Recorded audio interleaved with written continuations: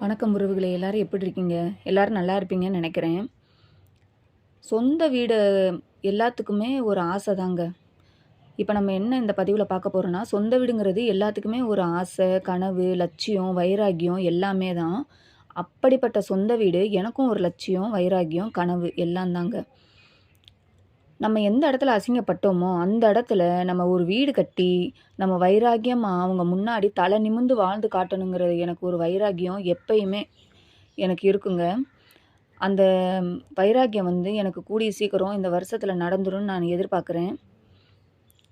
ஏன்னா, நான் பிறந்து வளர்ந்த ஊர்ல வந்து நம்ம ஒரு இடம் வாங்கி, நம்ம சொந்தமா ஒரு வீடு கட்டி, அந்த வீட்ல நம்ம குடி போறதுங்கிறது ஒரு சொல்ல முடியாத ஒரு வார்த்தைங்க. ஏன்னா, நான் பிறந்த வீட்லயும் சரி, புகுந்த வீட்லயும் சரி, எங்களுக்கு எந்த வீடுமே இல்லங்க. அதனால எனக்கு என்ன ஒரு ஆசைன்னா, நம்ம ஒரு வீடு கட்டி, நம்ம சொந்த வீடுங்கிற நம்மளுக்கு ஒரு சொந்த வீடு இருக்கணுங்கிற எனக்கு ஒரு லட்சியம் ஆரம்பத்துலேருந்தே இருக்குங்க. ஏன்னா, எங்க அம்மா சைட்லயும், எங்க அம்மா கல்யாணம் பண்ணி போன வீட்லயும் சரி, அவங்களுக்குன்னு ஒரு இடம் குடுத்தும், அந்த இடத்துல வந்து வீடு கட்டி, போனதுக்கப்புறம், "இந்த வீட்ல உங்கனால வாழ முடியாது. ஏற்கனவே கடன் வந்து கொஞ்சம் ஏற்கனவே நாங்க பட்ட காசுக்கு வந்து நீங்க கொஞ்சம் காசு குடுக்க வேண்டியதா இருக்குன்னு" சொல்லிட்டு, ஆனா ஆரம்பத்தில இத்தனைக்கும் அது எங்க அப்பா இடம் தான். எங்க அப்பாவோட, அம்மா அப்பாவோட சொந்த இடம். எங்க அப்பாவுக்கும் பங்கு இருக்கு.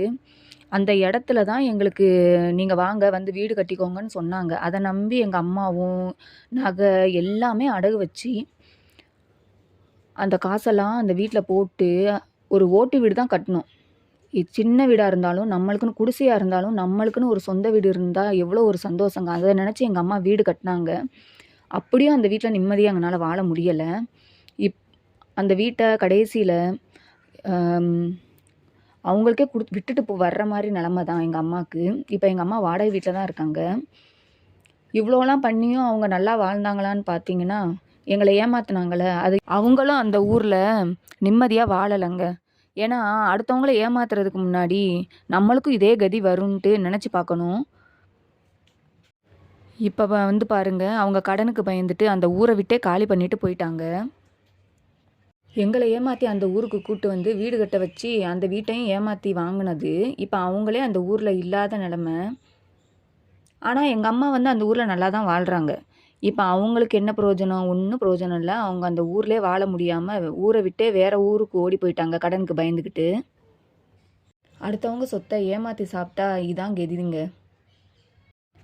நான் எப்படியும் ஊர்ல ஒரு வீடு கட்டி, இந்த வருஷமே வீடு கட்ட ஆரம்பிச்சுருவேங்க. எங்க அம்மாவ அந்த வீட்ல உட்கார வைக்கிறது தான் என்னோட ஒரே குறிக்கோளுங்க. என்னோட ஆசைலாம் ஒரு சொந்த வீடு கட்டி, எங்க அம்மாவ உட்கார வச்சு அழகு பார்க்குறது தான் என்னோட ஒரே லட்சியம், வைராகியம், குறிக்கோளுங்க. அது இந்த வருஷத்துல கண்டிப்பா நடக்கும். அதுக்கு எல்லா கடவுளும் என் கூட துணை இருப்பாருன்னு நான் நம்புறேன். நான் பேசுறதெல்லாம் உங்களுக்கு திமிரு, ஆணவம் பிடிச்சவ அப்படின்னு கூட நினைப்பீங்க. ஆனா, நான் பட்ட கஷ்டம், சின்ன வயசுலேருந்து பட்ட கஷ்டம் யாரும் படவும் கூடாது.